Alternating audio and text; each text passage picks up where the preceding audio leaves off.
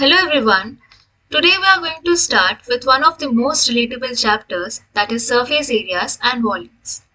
In our day-to-day lives, we come across many shapes and their combinations. So first we have a cup ice cream where the cup is a cylinder and on the top we have scoops of ice creams which are spherical. Next we have a cone ice cream where this is cone and this is spherical in the shape again, and we have a cake which is cylindrical in shape. Now enough of these delicacies. Now getting back to the real world, here we have a torch which is a combination of frustum and the cylinder. A frustum is a cone without the tip. So we'll discuss about it in the next slide.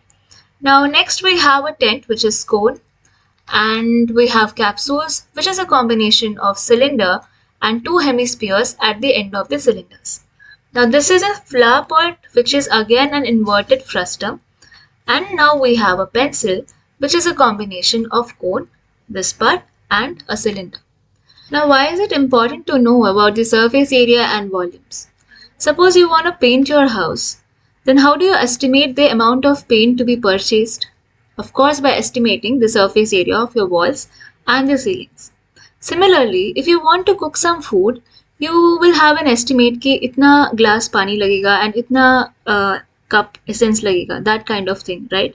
But when you are working in industries on a large scale, then you need to have a approximate estimate, that is in terms of ml, liters, and tons maybe.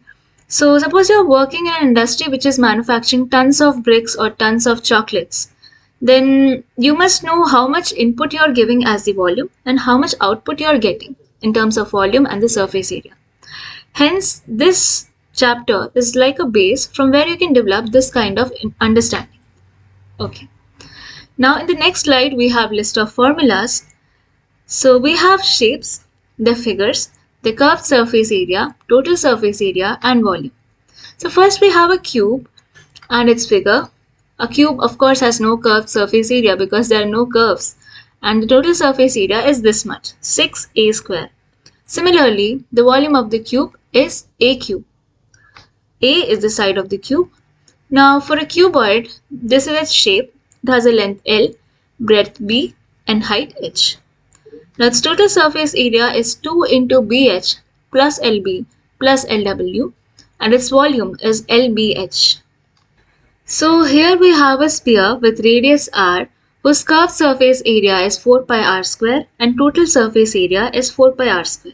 The volume of the sphere is 4 by 3 pi r cube. So we have a hemisphere also with radius r, which is half of the sphere, and its curved surface area is 2 pi r square and total surface area is 3 pi r square. Remember, the curved surface area and total surface area of a sphere is the same, but for hemisphere they are different. Why?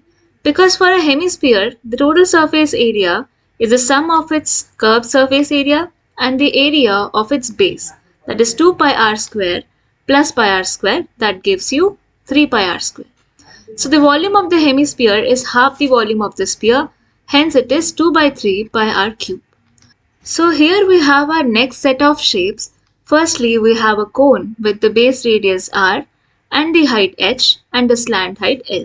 So this slant height L is equal to root over r square plus h square, h square, and its curved surface area is pi r L.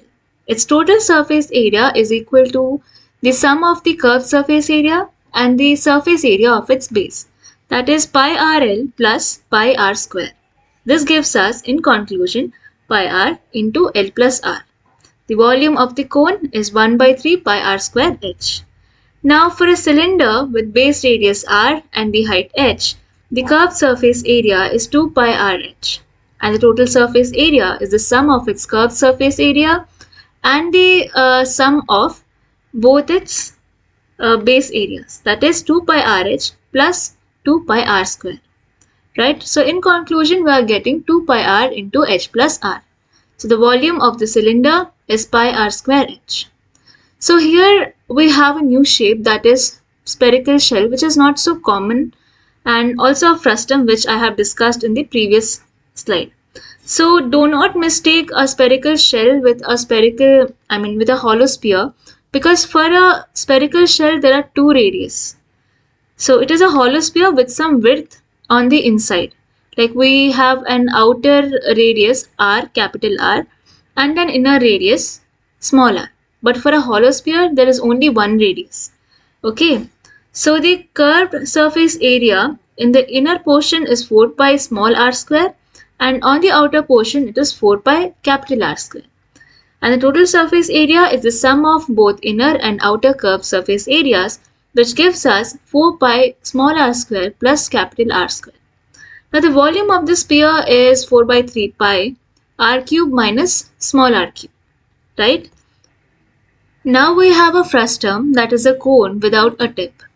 So here we can see that there are two surfaces. One is the upper surface with a radius small r and a lower surface with a radius capital R.